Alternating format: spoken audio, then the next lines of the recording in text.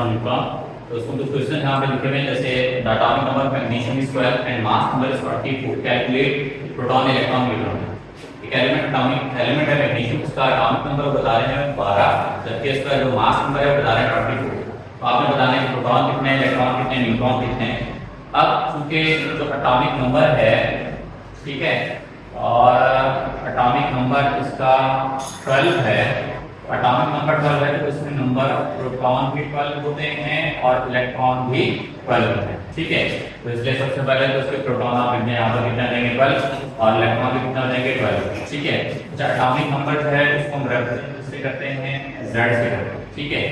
तो अगर number of neutrons निकालें तो न्यूट्रॉन्स कैसे निकालेंगे, आप मास नंबर में से, ठीक है, मास नंबर में से माइनस कर देंगे किसको, एटॉमिक नंबर, ठीक है। जब मास नंबर से एटॉमिक नंबर को माइनस करेंगे तो नंबर न्यूट्रॉन ही रहेगा। जैसे आपके पास मास नंबर 24 है, एटॉमिक नंबर आपके पास 12 है, तो 24 में से 12 माइनस करेंगे तो आपके पास कितना आएंगे 12, ये आपके पास न्यूट्रॉन आ जाएंगे, ठीक है। तो इस नंबर 2 देखते हैं, आपके पास क्या है, an atom consist of 7 proton and 18 neutron. आपके पास एक एटम है जिसके प्रोटॉन 17 है और न्यूट्रॉन कितने हैं 18। आपको बताना एटॉमिक नंबर, उसका एटॉमिक मास और उस एलिमेंट का नाम, ठीक है। अब जो नंबर ऑफ प्रोटॉन्स हैं वो कितने बता रहा है 17। तो प्रोटॉन अगर 17 है तो उसका मतलब ये है कि जो उसका एटॉमिक नंबर है वो भी कितना होगा, आपके पास 17 होगा, ठीक है। तो यहाँ पर आप एटॉमिक नंबर कितना लिख देंगे 17, क्योंकि एटॉमिक नंबर आपको बताता है नंबर ऑफ प्रोटॉन और नंबर ऑफ इलेक्ट्रॉन्स, ठीक है।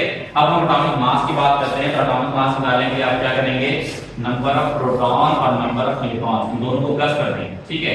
अब यहाँ पर आपके पास प्रोटॉन कितने हैं, आपके पास 17 है और न्यूट्रॉन कितने हैं, आपके पास 18 है, ठीक है। तो 17 और 18 को प्लस करेंगे तो आपके पास कितना हो जाएगा 35, ठीक है। तो ये हो जाएगा आपके पास एटॉमिक मास का। इसी तरीके से एलिमेंट का नाम लेते हैं, तो वो कौन सा एलिमेंट जिसका एटॉमिक नंबर 17 एटॉमिक मास 35 है, दैट इज क्लोरीन, ठीक है। तो ये आपके पास क्लोरीन आ जाएगा। फिर है question number 3, an atom has 20 protons and 20 neutrons. एक एटम है उसके पास 20 प्रोटॉन है और 20 ही न्यूट्रॉन है। तो आप बताएं कि उसका एटॉमिक नंबर क्या, एटॉमिक मास और उस एलिमेंट का नाम, ठीक है।